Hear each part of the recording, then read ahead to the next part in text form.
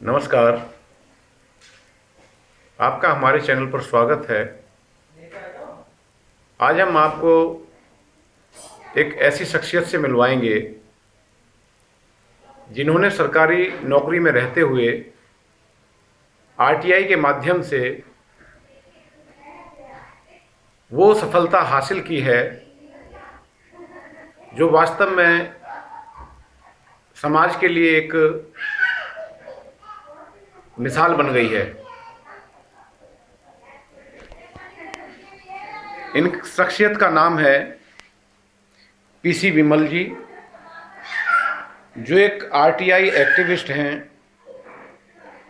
और सरकारी नौकरी में रहते हुए इन्होंने आरटीआई को एक हथियार के रूप में इस्तेमाल किया। जहां पर लोग आरटीआई के नाम से ही घबरा जाते हैं, सूचनाएं लेने पर जब मनोवांछित सूचनाएं नहीं मिलती तो थक कर बैठ जाते हैं, लेकिन इन्होंने हार नहीं मानी और आगे तक बल्कि हाई कोर्ट तक भी गए हैं और समाज में मार्गदर्शन का काम कर रहे हैं। नमस्कार विमल जी, हमारे चैनल पर आपका स्वागत है। आज हम अपने दर्शकों को आरटीआई और उसके महत्व के बारे में समझाना चाहते हैं कि वास्तव में आरटीआई है क्या। सामान्यतः लोगों को इसका अर्थ तो पता है कि आरटीआई क्या है, राइट टू इंफॉर्मेशन एक्ट, लेकिन वास्तव में इसका उपयोग कैसे किया जाना चाहिए उसके बारे में कम ही जानकारी है। तो सर, आपसे सबसे पहला सवाल यही है कि आपकी दृष्टि में आरटीआई एक्ट है क्या? हाँ, आपने बड़ा अच्छा प्रश्न किया। RT act, right to information act, सूचना का अधिकार, ये अधिकार हमें 2005 में मिला था और इस अधिकार के द्वारा हम अपने अपने कार्य से संबंधित या समाज से संबंधित किसी विभाग में आरटीआई लगा सकते हैं और आवश्यकता अनुसार जानकारी ले सकते हैं और इसको हम सूचना का अधिकार अधिनियम 2005 के नाम से जानते हैं। जी धन्यवाद। अच्छा, आप ये बताएंगे आरटीआई कौन और कैसे लगा सकता है? आरटीआई जो देश का नागरिक है, चाहे वो अनपढ़ है या पढ़ा लिखा है या सरकारी कर्मचारी है या गैर कर्मचारी है, कोई भी व्यक्ति लगा सकता है और इसके लिए केवल 10 रुपये की फीस देनी होती है आवेदन के साथ। और जो गरीब हैं वो मुफ्त में लगा सकते हैं और किसी भी विभाग में लगा सकते हैं। जी, हमें पता चला है कि आपने हाई कोर्ट में भी आरटीआई के माध्यम से सफलता हासिल की है। लोगों की ये शिकायत रहती है कि आरटीआई के जवाब नहीं मिलते या उपयुक्त जवाब नहीं मिलते और उसके बाद वो चुप बैठ जाते हैं। तो आप क्या कहना चाहेंगे इस बारे में? ये बिल्कुल बात सही है कि लोग आरटीआई लगाते हैं। कभी कभी तो आरटीआई लगाने वाले की गलती होती है कि वो अपने प्रश्न ठीक तरह से नहीं कर पाता जी। और कभी कभी ऐसे सूचनाएं मांगी जाती हैं जिससे अधिकारियों को परेशानी हो सकती है। तो अधिकारी अपनी परेशानियों से बचने के लिए वो सूचना देने से बचना चाहते हैं, बचते हैं जी। लेकिन हमें इसमें हिम्मत नहीं आनी चाहिए क्योंकि हमें सूचना को जो अधिकार मिला हुआ है वो अधिकार से हमें वंचित नहीं कर सकते। इसलिए आप यानी यदि हमें सूचना नहीं मिलती है तो आप फर्स्ट अपील कर सकते हैं, यानी प्रथम अपील कर सकते हैं और वहाँ आपको बुलाया जाएगा और जिसने सूचना नहीं दी है उसको ही बुलाया जाएगा और आपको सूचना मिलेगी।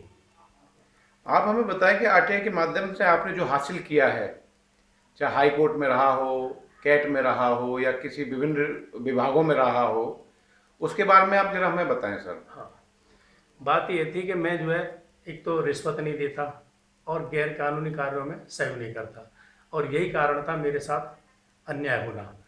तो जो मेरे ऊपर एलिगेशन लगाए थे डिपार्टमेंट ने या और भी मान लो अधिकारियों ने, तो उन एलिगेशंस का मुझे कभी प्रूफ नहीं दिया गया। तो मैंने उन अधिकारियों से कहा, भाई मुझे ये तो बताओ मेरे ऊपर जो एलिगेशन लगा रहे हैं उनका प्रूफ तो दो, लेकिन उन्होंने नहीं दिए और मुझे पेनलाइज कर दिया। लेकिन जब मुझे पता चला कि आरटी एक्ट है उसके तहत मैंने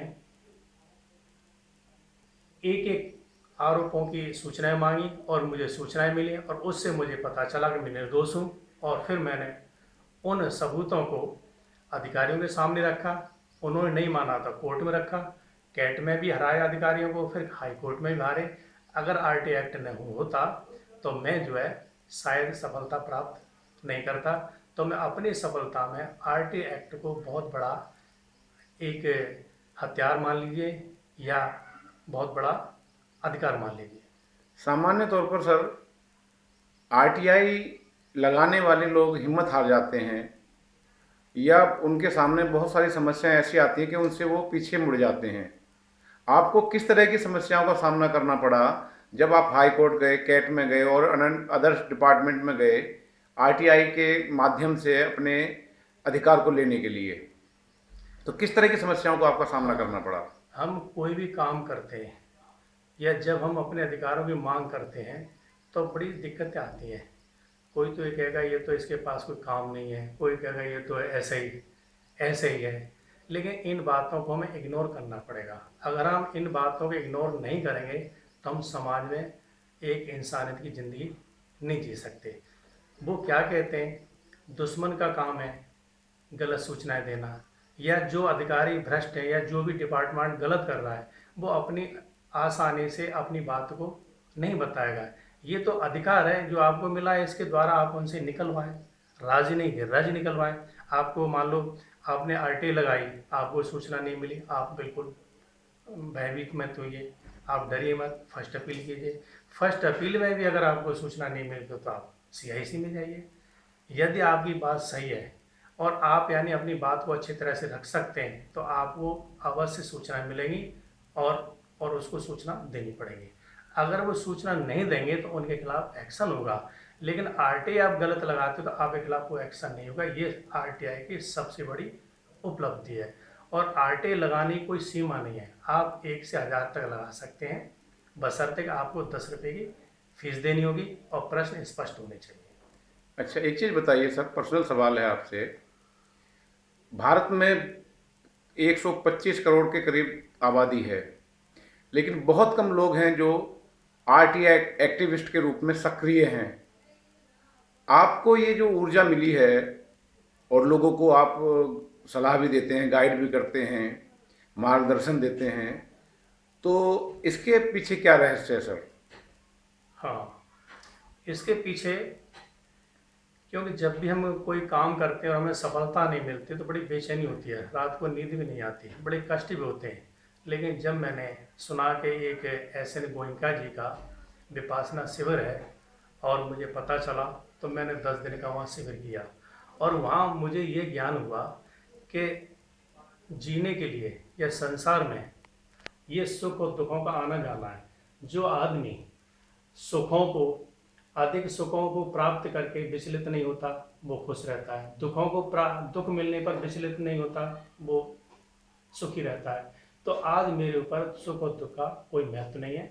जो भी है मुझे यानी अपने आप को स्थिर रखना है। और जो व्यक्ति हर मौसम हर समय अपने आप को स्थिर रखते हैं या विचलित नहीं होते वो कभी हार नहीं मानते और ना वो असफल होते हैं। तो ये मेरी विपासना का एक सबसे बड़ा महत्व है जो विपासना ने आज मुझे सहन शक्ति दी है, अपनी बात रखने की शक्ति दी है। और आज मैं हर किसी से आराम से अपनी बात कह सकता हूँ, एक बार नहीं 2 बार, और मैं उन्हें मजबूर कर सकता हूँ केवल यानी अपनी बातों के द्वारा। बहुत धन्यवाद विमल जी, आपका अमूल्य समय के लिए। और एक नए विषय के साथ फिर से आपके साथ उपस्थित होंगे, तब तक के लिए नमस्कार। नमस्कार।